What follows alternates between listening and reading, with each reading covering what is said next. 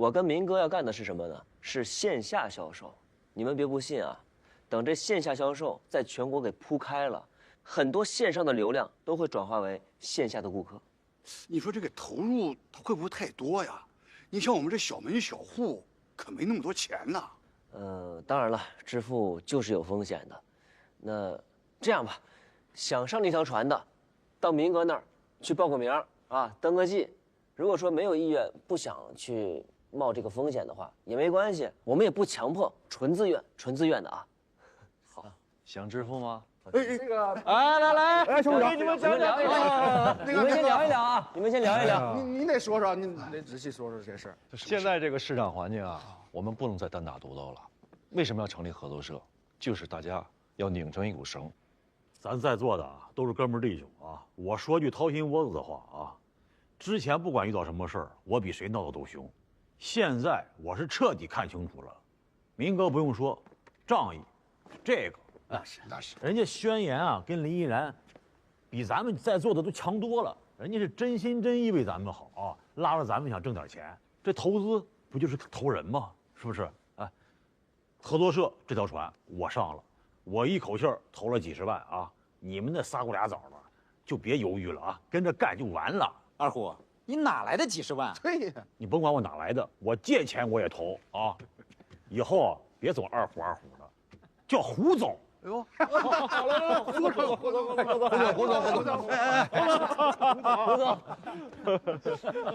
二虎说的对呀，我那1亩3分地啊，我也不能守着了，那早晚被大厂写死，我干。好，如果大家想干啊，都不能闲着啊！你们各家要发挥各家的长项。那这样，我们家机器好，我负责裁切压形这块，包装这块儿我来，那我就负责联系原材料。我们每家发挥每家的长处，避免内耗。哎，对，太对了，哎，咱干归干哈，哎，咱可不许弄虚作假，刻意压价啊。行，咱们那个到时候统一标准，统一定价，咱们抱成一团，到全国去抢肉吃，行不行啊？干！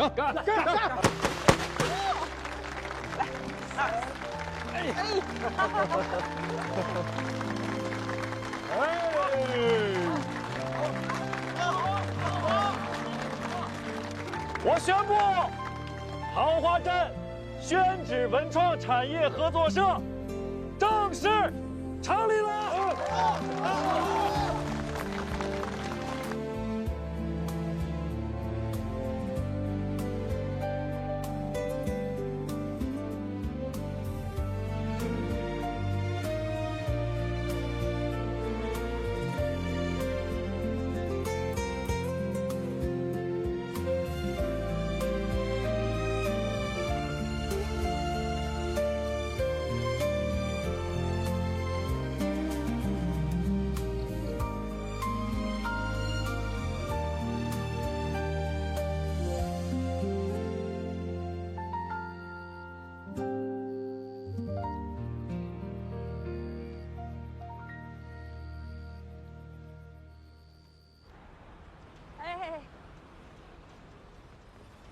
徐大姐啊，这是我自己家腌的咸鸭子，也不值钱，拿回家蒸给县盐吃。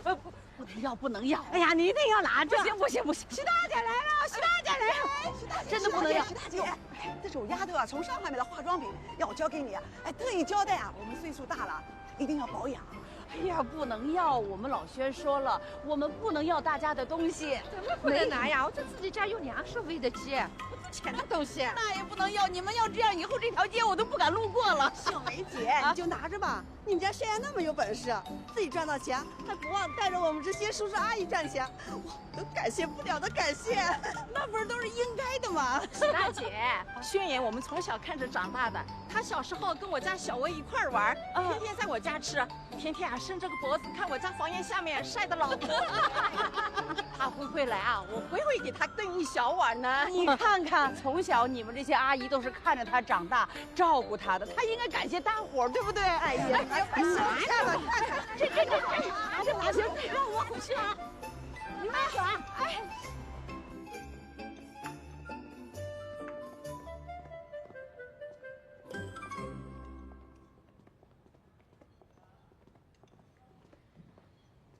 什么事儿啊？叫我？哟，着急的。来了。啊，不是就给自己点了一杯咖啡，我的呢？我把你叫来啊，是有正事要跟你聊的。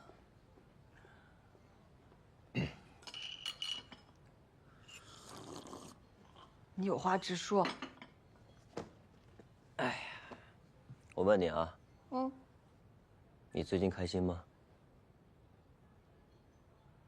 还行吧。还行，开心就开心，不开心就不开心。那就开心吧。为什么？为什么？嗯，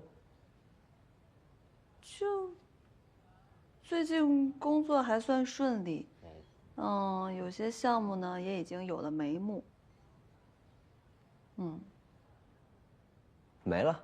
没了。你这开心里面没有我呀？你不应该是因为我们有着共同的梦想啊，我们一起并肩战斗，我们一起去实现它而感到开心吗？没有觉悟。但是我觉得你应该拥有更多的开心和幸福。更多的。做好准备跟我回去了吗？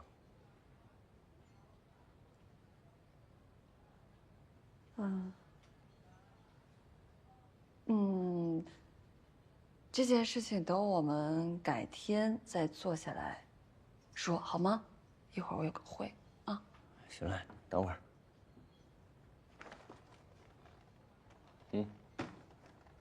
这是什么呀？打开看看。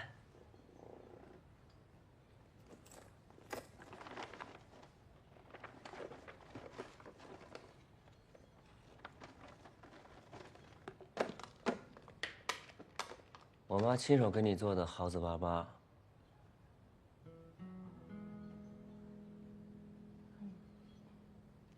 替我谢谢阿姨啊。行了，赶紧吃吧，一会儿再凉了。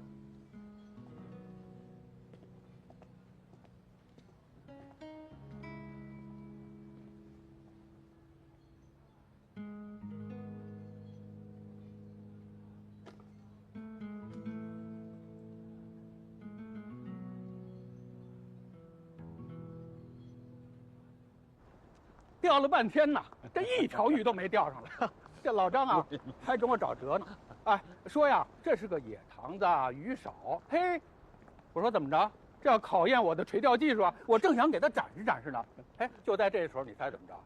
来一老乡说呀，这个塘子呀，是今天早上刚放到水，昨天晚上还是干的呢。我，那可太考验您技术了。哎，董事长，你今天这个塘子呢，我考察过了，保证您满意。行了，就别着吧了，走，来，走，您慢点，动起来。董事长，再见。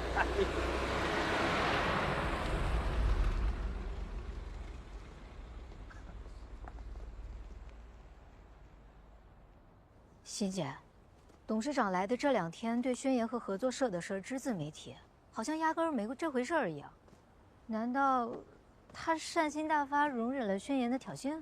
别幻想了，现在就是暴风雨前最后的宁静。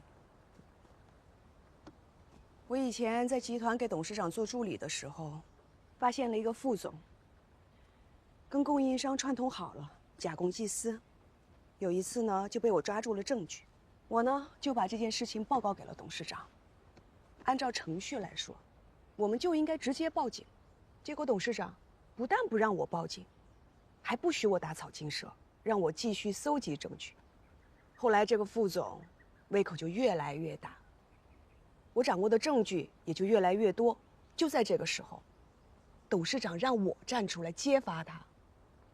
结果这个副总就因为涉案金额很大，被判了非法侵占罪，入狱3年。您说的是董事长的小舅子吧？所以我在集团就待不下去了，董事长就让我来到了桃花镇。当然，这也是我最想看到的结果。我现在知道你为什么这么担心宣言了。董事长对自己小舅子都那么狠，他更不可能放过宣言了。我现在在怀疑啊，董事长是想等桃花镇上面所有的宣纸企业都进了圈套，他再收网。那么合作社越做越大，投入的越来越多，对宣言就会越不利。如果真的是我想的那样的话，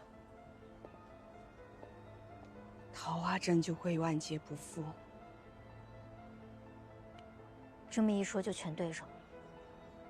董事长根本就不是在钓鱼。不能让事情这么发展下去。我已经被他利用过一次了，我不能成为桃花镇的罪人。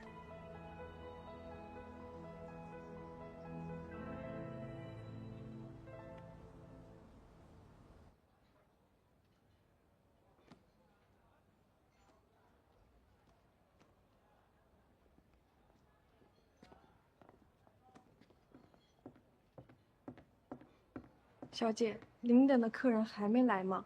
要不再给您续杯咖啡？啊，不用了，谢谢啊。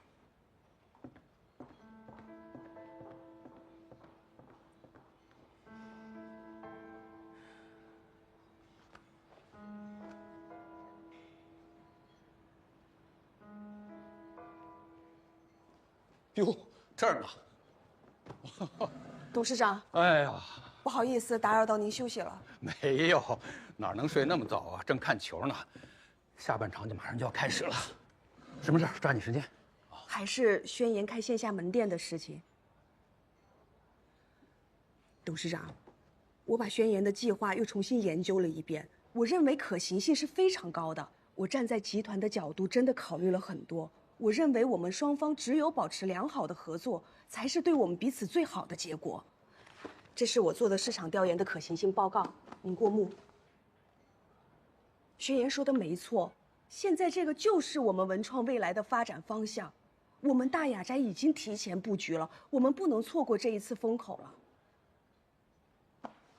宣总啊，这件事情以后你就不要再考虑了。董事长，您能听我把话说完吗？辛总，实在是对不起，我真的不想再谈这件事情了，抱歉。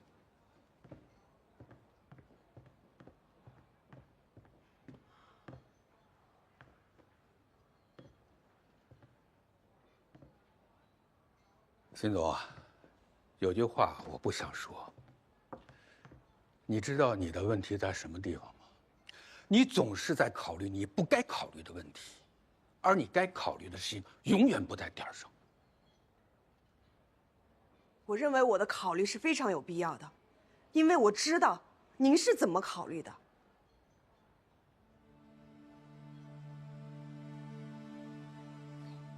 我是怎么考虑的？好，你说说，我看看你有没有长进。我猜的没错的话，现在你是在钓鱼，而事实上您的鱼已经咬钩了，您只不过在遛它，把它遛累了没脾气了，您再驯服它。如果宣言他听话，就让他老老实实的继续为我们大雅斋赚钱；如果他不听话，我们就击垮他，永绝后患。到时候宣宝社稷还是您的，谁也动不了您的蛋糕。我说的没错吧？辛总啊，是我说的没错。你总在考虑你不该考虑的问题啊。您永远都在说我没有大格局，但是我要告诉您的是，今天我就是站在集团的高度上面考虑的。你说说看。董事长，您是钓鱼的高手，但是我也非常的了解宣言。我判断，再这样继续钓下去，不但您钓不到你想要的大鱼，还会甘蔗线断，鱼死网破。您和宣言不一样，您成熟稳重，做事情考虑得非常全面。但是宣言呢，他年轻气盛，做事情不考虑后果。如果我们双方一旦闹僵了，我们就不可能再有合作的机会了。我们的文创产品，它面对的就是一群年轻的消费者，我们需要的就是不断的引爆市场，不断的更新迭代。一旦我们的产品没有后续跟上的话，我们很快就会失去市场的热度。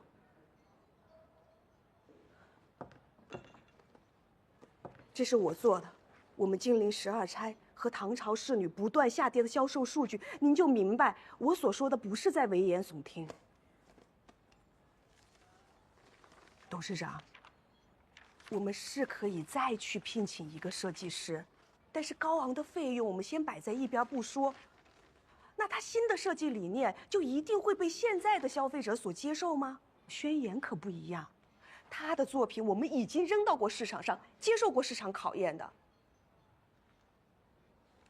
是，我们都可以否认他为人处事的方式，但是你和我都否定不了他的才华，不对吗？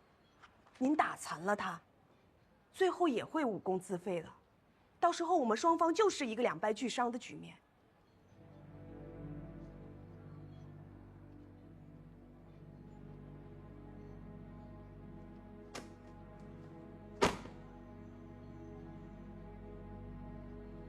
你有什么想法说吧。董事长，我恳请你再给他一次机会，我先去找他谈。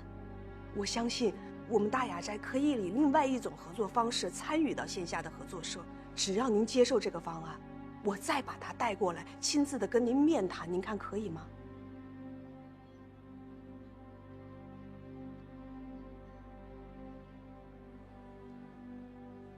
好吧，但是我没有那么多时间给你。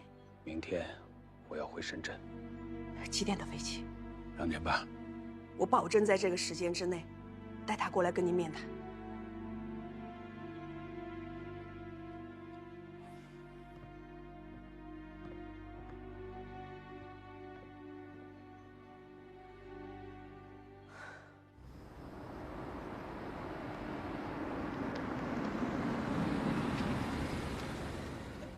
金总，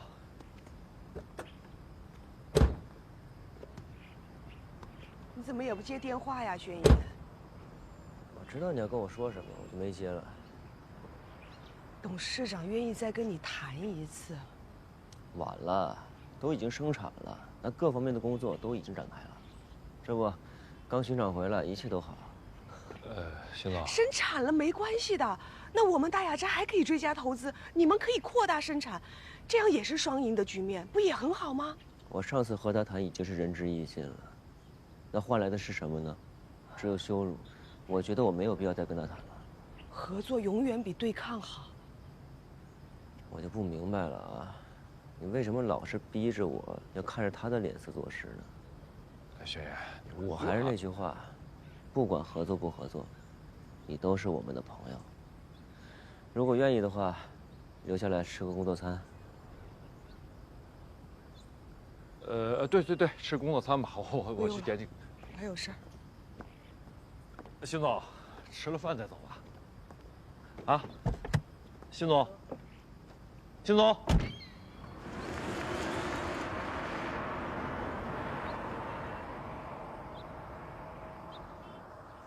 市委秘书处提醒说，秦副市长要求，不要搞排场，不要长篇大论，不要影响企业的正常生产经营，啊。对，我们千万不要影响了企业的正常工作啊！就我们几个人陪着。林依然，今天主要由你给领导汇报工作，简单明了，长话短说。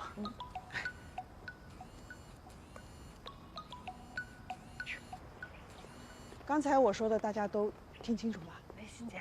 所以大家准备我这种事儿做的扎实一点，好吧？啊。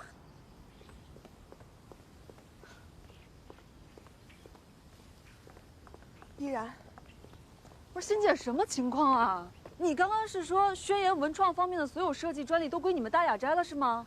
我发现董事长这么做的时候，我没有及时的告诉宣言。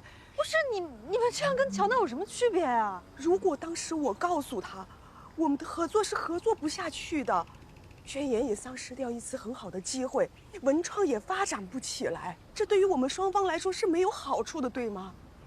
现在的董事长，他只是一种自我保护策略。当然，我也是有问题的。我一直心存侥幸的觉得，只要我们这一次合作，我们正常的进行下去，我可以后面我再去找机会，我去补偿他。我只是没有想到，会因为合作社的事情，会弄成今天这个局面。还有一点你承认吗？那就是你把自己的前途也考虑进去了，对吗？是，我考虑了。真是，依然，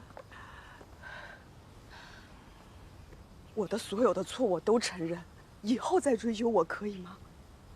你能不能帮帮我们？现在，你现在的意思是你告诉我不告诉宣言，是想让我劝宣言跟你们董事长合作是吗？这件事情不能告诉宣言，如果一旦让宣言知道了，我们还要再利用专利的事情，再去逼他跟董事长合作，那局面一定是破裂的。依然，我恳请你，你为了宣言，为了桃花镇产业的未来，你去劝劝他，只要他肯跟董事长谈一次。我跟你讲，你别说了啊，秦副市长马上来合作社调研了，他马上到，我先走，好吧？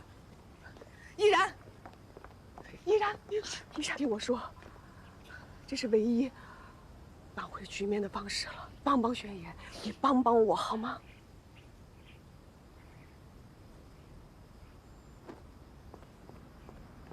依然，我等你信儿啊，依然。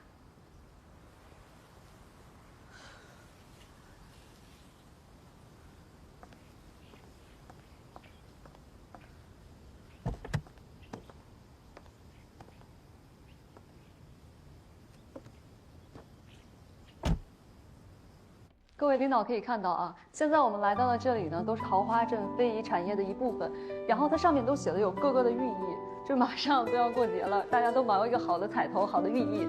然后大家可以看这里，花好月圆，福禄安康。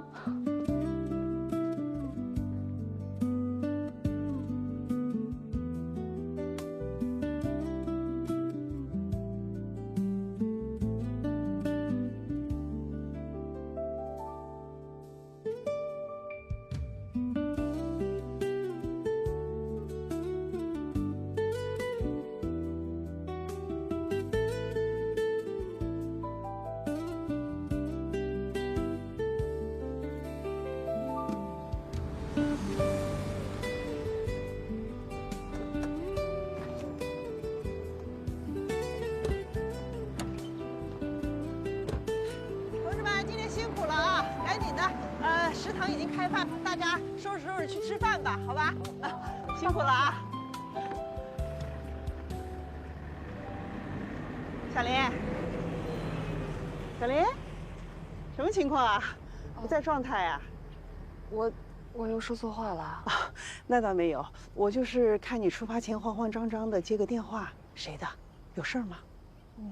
没有，能解决。那就好。这脸色是不太好看啊，身体不舒服？没有，放心吧，彭书记，没事儿。那宣言今天怎么没来？本来答应的好好的，结果还是没来。对了，依然，这个大雅斋是我们桃花镇重点招商的企业，可不能因为合作社的建立侵犯了他们的利益，要合作共赢，这个原则一定要把握好。明白。好，吃饭。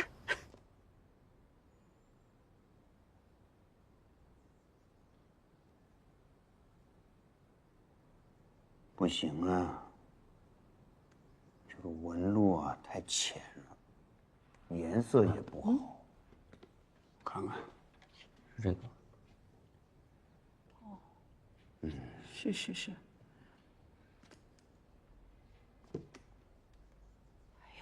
行了，你们都不对了100回了，儿子就站在这儿呢，你不问问他，让他给你参谋参谋啊？来，跟你爸说说。这是在仿名人电纸呢吧？你看，早点问宣言多好嘛！这名人电纸啊，在元代那是造纸的巅峰工艺，原用的是桑皮，用檀皮也行。不过呢，这是加工纸。这是加工纸。你们看啊，这上面的这个纹路，它不是捞出来的，它是把纸捞出来以后再进行后期加工，经过了打蜡、压光几道工序之后才完成的。咱们宣家的造宣纸的确是一绝，但这加工纸啊，自古以来都是苏工做得好，甭琢磨了，没戏。你看，要是这么讲啊，咱起根就错了，那怪不得捞不好嘛。我早跟你们说了，别着急喽，别着急喽，先找一个样纸。你们不听啊？我们家里呀，就没有这种样纸。这种纸啊，我还是小时候听我爷爷说的，没见过。说是在乾隆年间，这种手艺它就失传了。哎呀，我们也就是想尽一切办法给它弄出来，为老祖宗填补一下空白吧。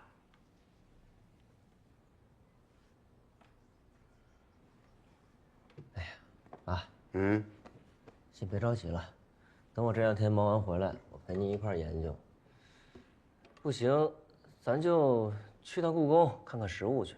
再不行，我带你去趟苏州，咱就研究研究它这个制作工艺。我就不信了，怎么着还不能把这个铭文殿试给做出来了，是不是？就是，我给你们买票。算了，我呢也就是闲着玩玩。哎呀，要是真能造出来的话，也没多大意思。哎，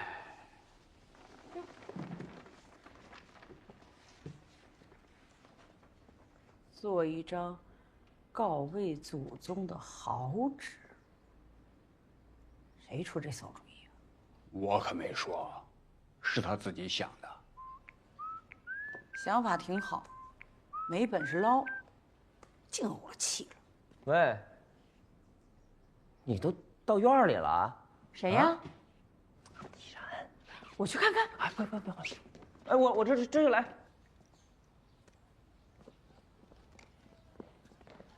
哎，你怎么来了也不跟我提前说一声啊？我爸妈都在呢，走，回家。不是，我有事儿跟你说。什么事不能回家说？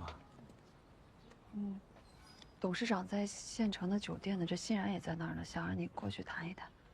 我跟欣然也说过了，怎么的？你怎么也掺和到这事里了？我只是觉得他说的有道理，冤家宜解不宜结嘛。而且我觉得大雅斋和合作社合作的话，轩宝的未来会更好，而且欣然姐也不会那么为难。跟他已经没有关系了。但是你是合作社的掌舵人啊，你应该放下个人恩怨，顾全大局。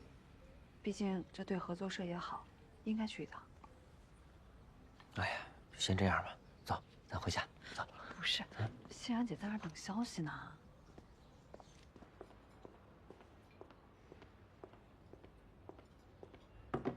请慢用。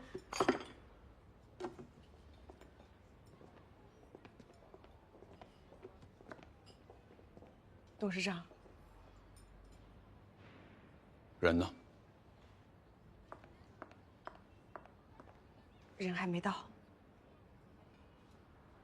董事长，再等一会儿吧，还有时间，不会耽误您的航班的。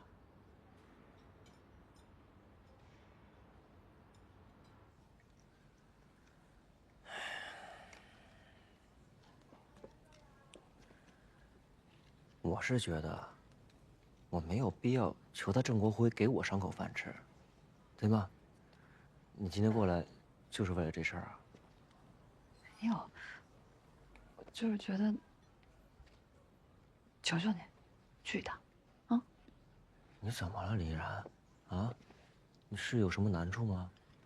没有，我就是想让你去跟董事长谈一谈，去一趟吧。林姑娘，妈。你怎么出来了？边儿去，林姑娘。哎呀，你怎么这么长时间不来家里了？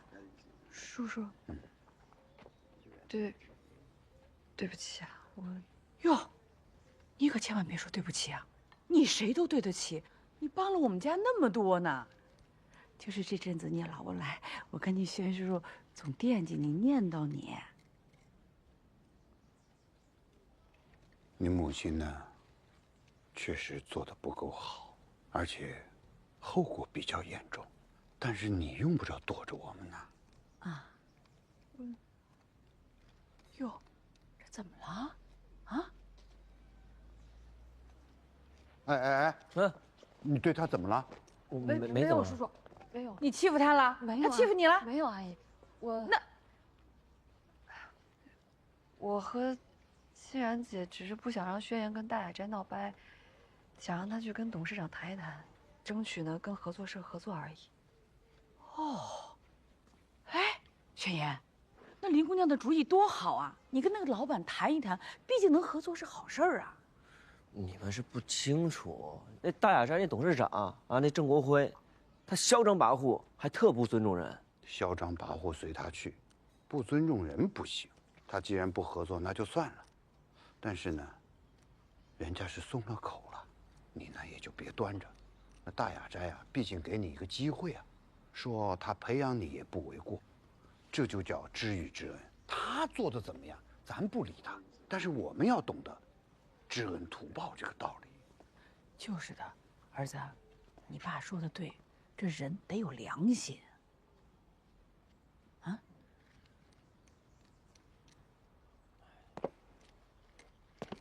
你怎么回事？啊？你跺什么腿呀？你这……我去。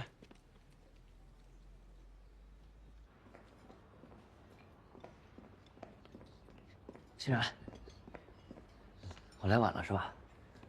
啊？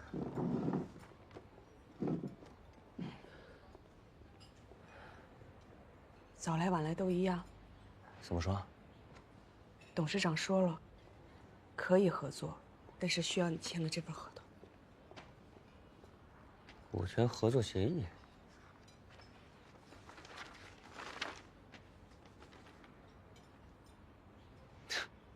不是我没看错吧？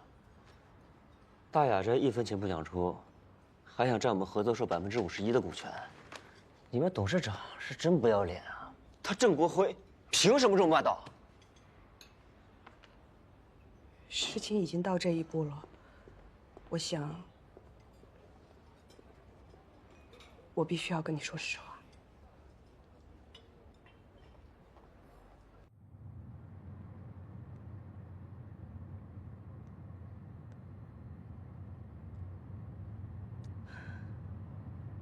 一个都没留，全注册成他们的了。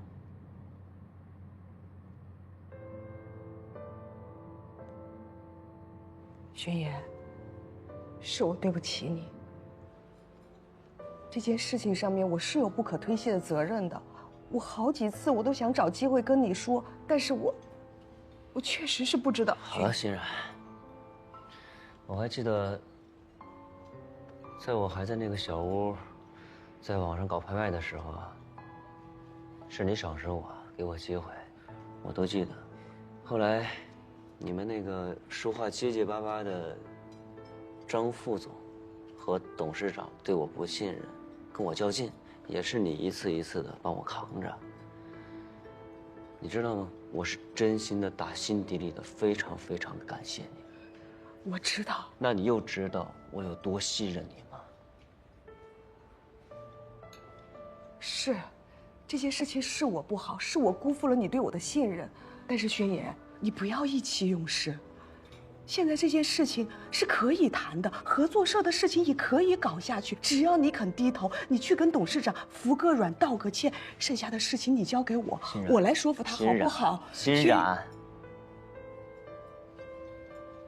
我不信任你了。轩辕，轩辕，轩辕。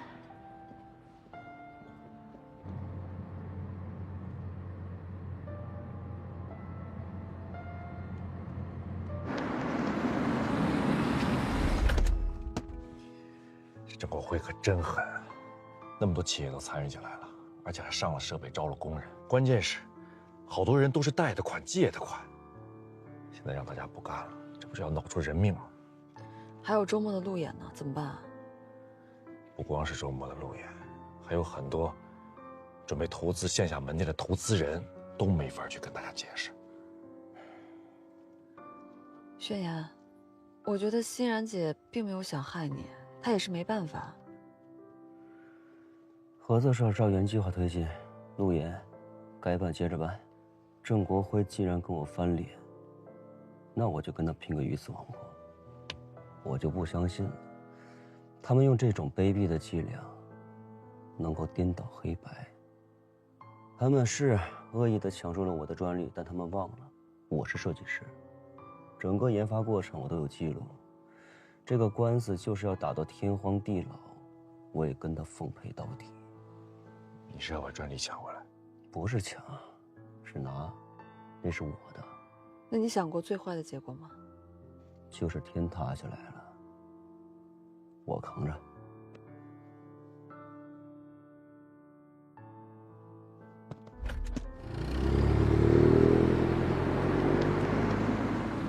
董事长您好，哎呦，我这给您打电话，您一直没接，估计您在忙。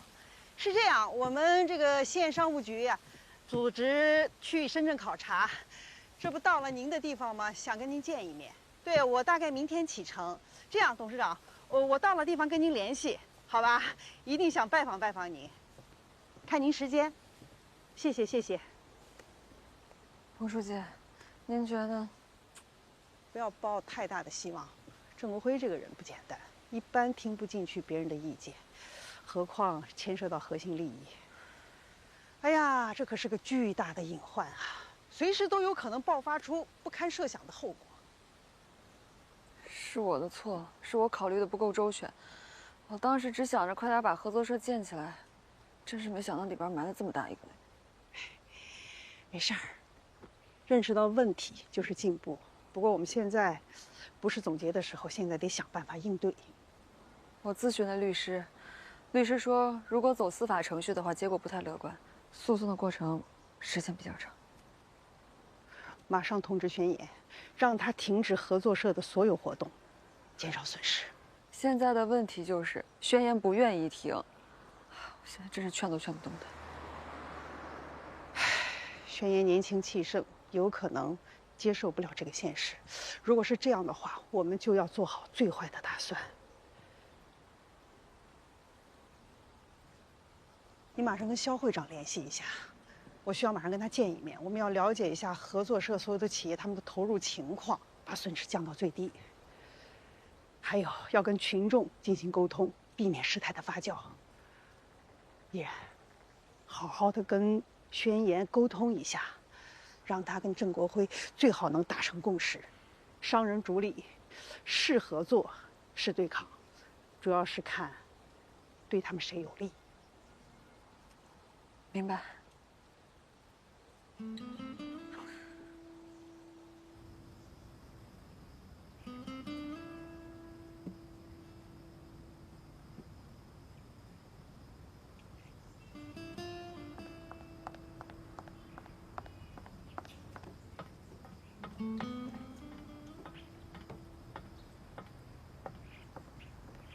欣姐，一会儿要开生产进度会了，取消吧，不开了。无缘无故取消，不知道张总那边会不会又……我说了取消。好。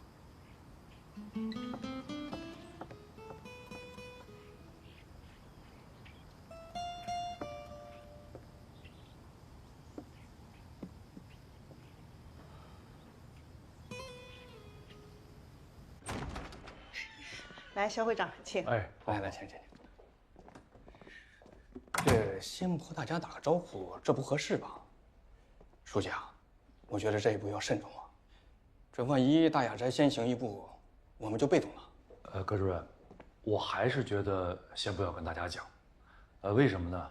一，这事情还没有到最坏那一步；二呢，如果跟大家讲了，大家听风就是雨，那惹出麻烦来更难收拾。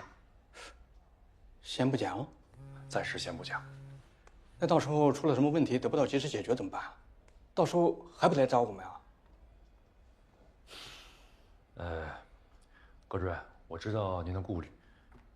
你们看这样好不好？我呢就做个通知，我就说，我们的设计方向有了调整，然后让各个厂暂时先停一下，等有了新的设计方案，我们再恢复。您看这样行吗？好。要不然就按肖会长的思路先走走看，然后密切的注意一下事态的发展。行吧，那我们就按这个方案走。您坐。不，那个我先接个电话，好吧？哦，有什么事到时候再商量，好吧？好，先接个电话，不好意思啊。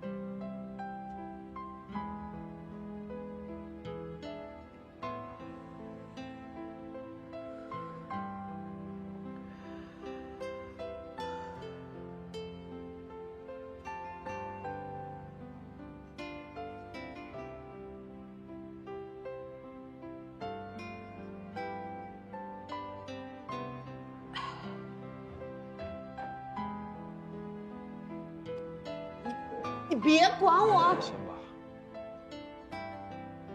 喝多了我可管不了了。找我什么事儿？小明，你去劝劝轩言好不好？你让他去跟董事长低个头道个歉，我相信董事长是愿意跟他认认真真谈的。这个合作我们还能继续进行下去的，我们双方都不要把路走绝了，好不好？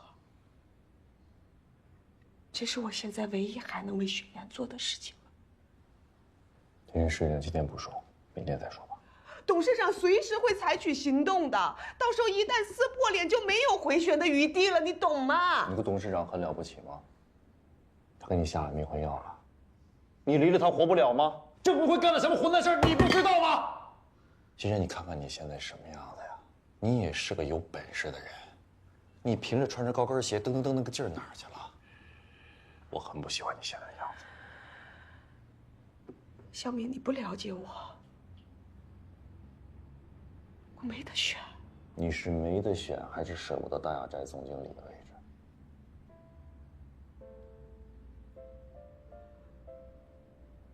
小明，我是一个离了婚的女人，我家都散了，我没有学历，没有资源，我连我自己的孩子，我都不能够带在身边。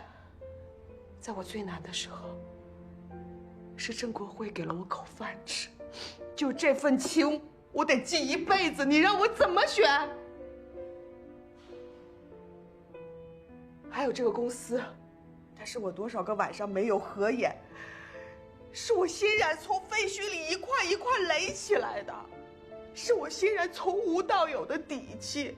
只有这份事业，才让我的人生觉得有价值。失去掉这些，我就一无所有了，你懂吗？既然你没必要在那一棵树上吊死，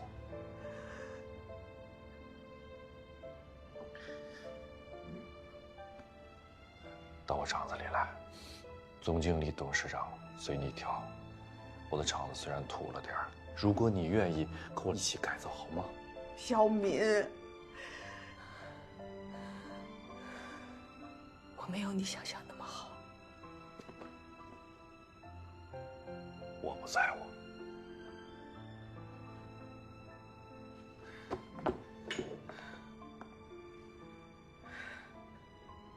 你不在乎，你不在乎，我在乎。你是那个天塌下来都可以替我去扛着的那个男人。但是我现在是桃花镇的罪人，我在这个时候我去了你的厂子，别人会怎么想你？我告诉你，小明，如果这样的话，我会无地自容的。你听我一句劝，你去劝劝轩言。这个官司他打不赢，到时候桃花镇整个宣纸产业都承受不了这样的结果，我也没有脸在这个地方待下去了。算我求你。欣然，欣然。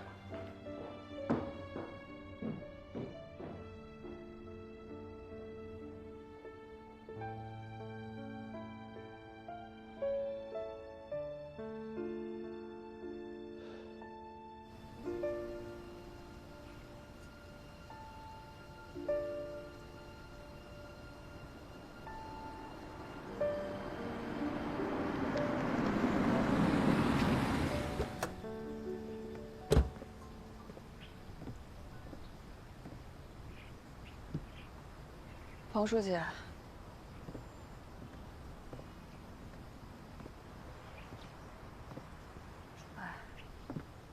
怎么啦？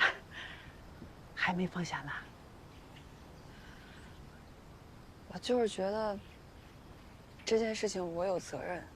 如果我不把轩言和欣冉逼那么紧的话，轩言就不会那么快建立合作社。他多少还是受我的影响嘛。如果我能耐下心来，劝轩言去跟大雅斋多谈几次，说不定事情就不会发展成现在这个样子。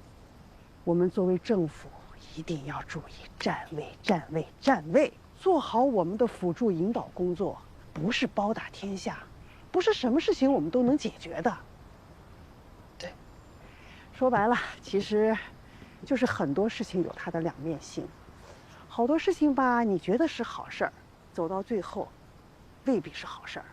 有些事情吧，觉得是特别困难的，哎，它走着走着，突然就柳暗花明了。就像我们的宣纸市场这2年确实经济下行，状况很不好。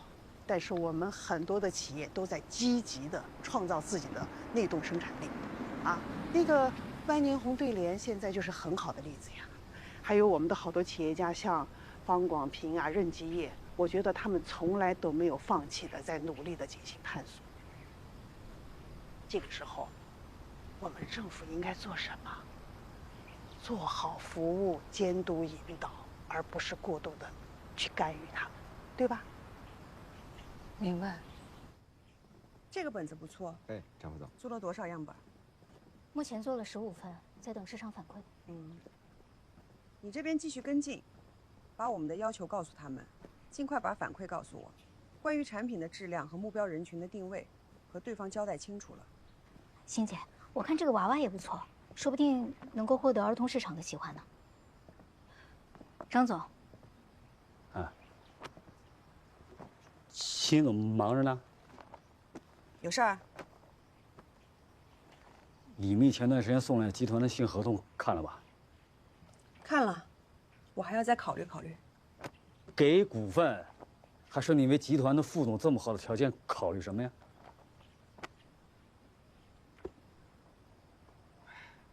考虑能不能胜任嘛？好，好，好，特别好。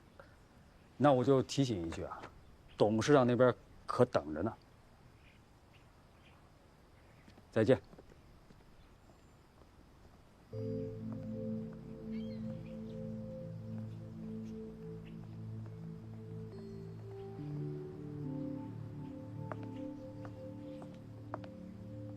欣姐，怎么还是养虎为患了？要不，我们把他偷卖纸毛的事儿给揭发了吧？没用的，董事长身边需要他这么样一个人，不会在乎他那点毛病的。集团副总，还给股份，这么丰厚的待遇，董事长可不是随便给的，你怎么还犹豫啊？那你觉得他为什么要在这个时候给我呢？这，我还真没想过。这个合同，你可以理解成为一次交易，也可以理解为收买。他现在是在怕我坏他的好事儿。什么好事儿？他在这个时候给我合同，说明董事长已经对宣言动手了。宣言？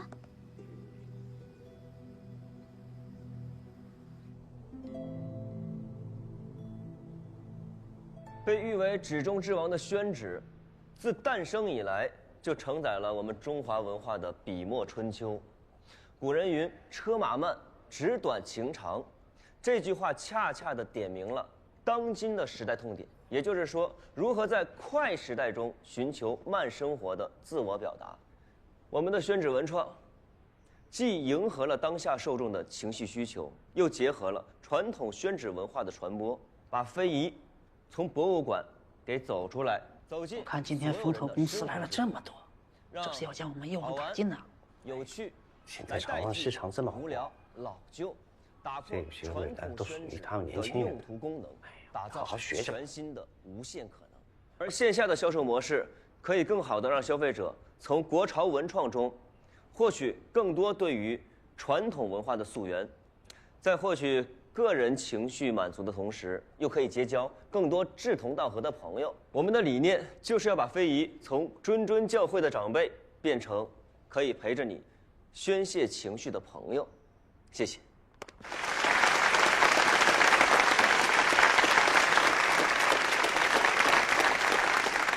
那么我们的计划呢，是要在2、3线城市铺开我们的线下销售模式。宣言先生是吗？是我，怎么了？你好，宣言先生。我是深圳商盛律师事务所的律师，受深圳大雅斋文化传媒集团郑国辉先生委托，就你个人以及桃花镇宣纸文创产品合作社擅自使用我司产品设计专利一案，我们已经向宣城市泾县市场监督管理局进行了举报。根据相关法律条款，请你立即停止一切侵权行为。不是，虽然这怎么回事？哎呀，还欠什么钱啊？我们把钱都投给咱不能停啊！虽然怎么回事？哎呀，这咱刚开侵权的问题啊！嗯。律师都来了，这问题还有点严重呢。怎么回事啊？肯定有。晚几天行吗？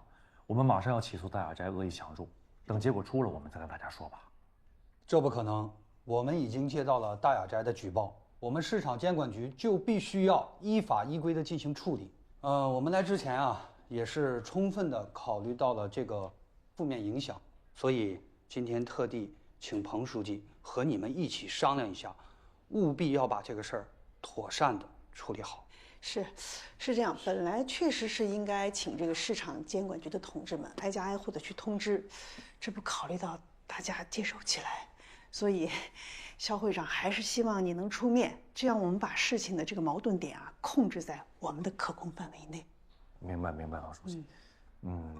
现在关键的问题是什么呢？这件事情一开始啊，是我鼓励大家干的，大家现在的兴头啊都已经起来了。这要是一说不干，是吧？肖会长，我跟你一起去。你说不出口，我来说。不能去。你要去了，大家情绪激动的话，那是控制不了啊。总是要去的呀，你事情不解决啊？对，依然，你陪着肖会长去，我们也得有我们的态度。好。30多万，你让我拿什么还呢？是啊，我们也借了，全都是借的呀。是啊，我们都是借的，都一样。是啊，我们都是借的呀。怎么搞啊？版权专利偷偷被人注册了都不晓得，你们干什么吃的？就是啊。对啊，你们干什么吃的？这件事我有责任，是我对不住大家。我知道大家心里都有气，这样你们都冲我仨，我受着，好吧？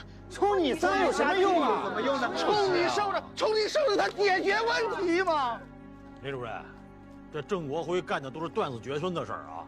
我就不停工，我看他能怎么着？对，不能停工，就不停工，坚决不能停工。对，就不停工，停工能行吗？好了，事情不是还没到最坏的地步吗？可是这么多钱，宣言现在正在去找律师，我们马上就要正式起诉大雅斋了。大家放心啊，我们会想尽一切办法，把那版权和专利都夺回来。对，一定要夺回来，必须给他夺回来，不行，夺回来之后我们才能开工，不行告大雅斋，就告他。你们急，我比你们更急。于公，我是协会的会长；于私，我还是合作社的大股东。但是再着急，那大事也不能犯糊涂，是吧？我再说一遍啊，官司结果出来之前，必须停工。二虎，停工，听好啊，必须停工。我们停工什么？对呀，停工是不停工那就违法了。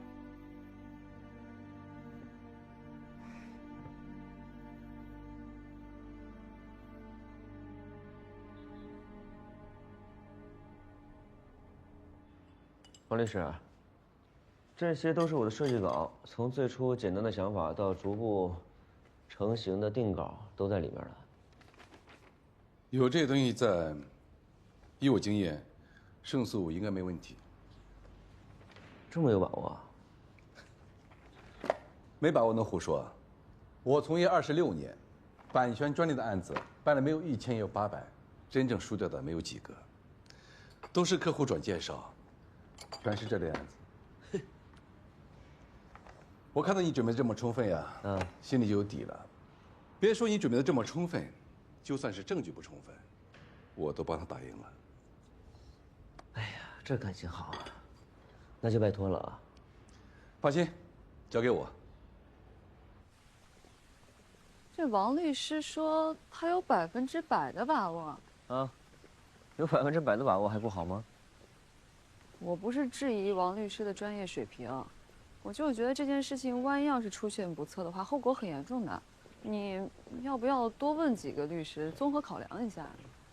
今天我跑了3家，有2家告诉我他没把握，就王律师一个人跟我讲，他有100%把握。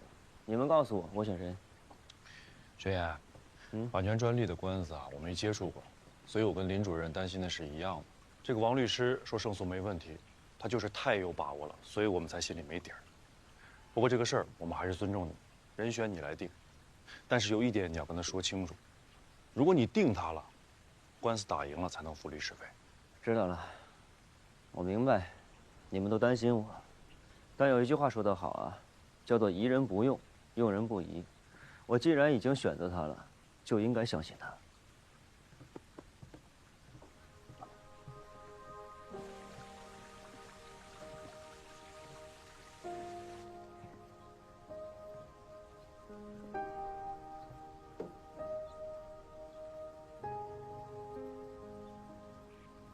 怎么了？还在担心我？别想那么多，这一切都是我自己决定的。我爸走了之后，我就再也没有家的感觉了。我都不知道我是从什么时候开始明白，做什么事情都要靠自己，命运只有自己掌握才可以的这些所谓的大人道理。我最近也在反思我自己，为什么我一遇到问题，一遇到困难，我就是会情绪崩溃。现在我明白了，我害怕失败后的那种失去感。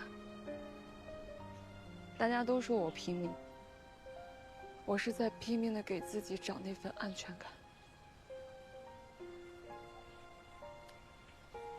人生嘛，总是充满未知的。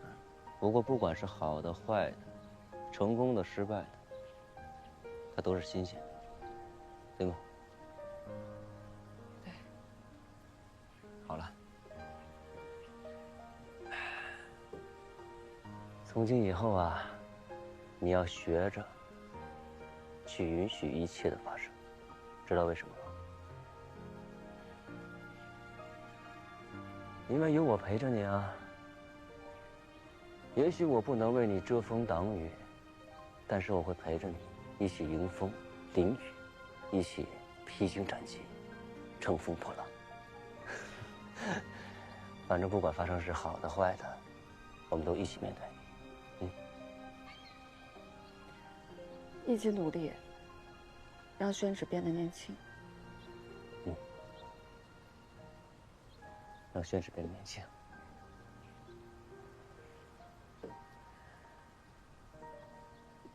宣言找的那个律师，说的也许是对的，毕竟人家是专业的嘛。我只是觉得咱们不能低估了郑国辉那个人，毕竟在商场打拼了几十年，不简单呀。庞书记这么一说呀，还真是，这么容易就翻盘的事儿，他郑国辉干，都是1000年的老狐狸了。廖主任，你也不用太担心了，悲观一点吧，咱们可能少犯错误。还是得乐观，这乐观咱们才能走得远嘛。吃饭呀，你们干嘛呢？我饿。刚说要乐观，连饭都不吃，算什么乐观呀？哎，愣着干啥？打饭去呀！我去打饭，我去打饭。哎，我去。反正不管怎么样，我都希望轩辕能够面对。他之前也说过，说允许一切事情发生，允许一切事情的不完美。我当时还不理解呢，我现在理解了。我当时啊，只顾着着急把合作社搞起来。往者不可见，来者犹可追。忘掉过去，放眼未来。赶紧问问宣言，未来的纸龙舟什么时候给我弄啊？哎，那倒是啊，这纸龙舟的事儿得抓紧了，要不然咱们这廖主任头发都得急白。哎呀，纸龙舟造不出来，我看。我也不要演王伦了，那你演什么呀？我给你们演一个屈原投江，让你们知道什么叫至死不可让，愿勿爱惜。来了，哎，谢谢谢谢。吃饱了饭，轻装上阵，放下包袱。好，大口吃。这就对了。你爷爷讲过，一字入宫门，9牛8不出。就是说，你进了衙门呢，胜负就难料了。所以说，能饶人处且饶人，能低头处且低头，这事情也就这么过去了。妈，你看，我爸这都活得这么通透了啊！那爸，我问你，你跟红警长能低头吗？啊？爷俩一个脾气，倔。轩辕，啊，你爸跟你说的话，千千万万要记住啊，一定要小心。担着这么大干系呢。放心吧，知道着呢。哎，那律师没说这官司到底怎么打呀？反正现在呢，我是把我的所有的设计稿件都交给他了，这就能证明我这个所有的设计脉络是完整的。那就好。我问你，你搞的那个设计，有没有腰伤出院之后捞的纸啊？那肯定有，之前那批我不都卖了吗？那是我自己亲自捞的纸。那上面有我制的特殊暗文，写着“宣永年制”4个字。对，我记着呢。当时你爸捞的时候，我还说呢，都绝版了，还捞什么呀？又卖不出去，有这事儿？我明白了，这意思就是说，如果我的设计稿用了您的这批纸的话，那上面的暗文就可以成为证券。你去找找看。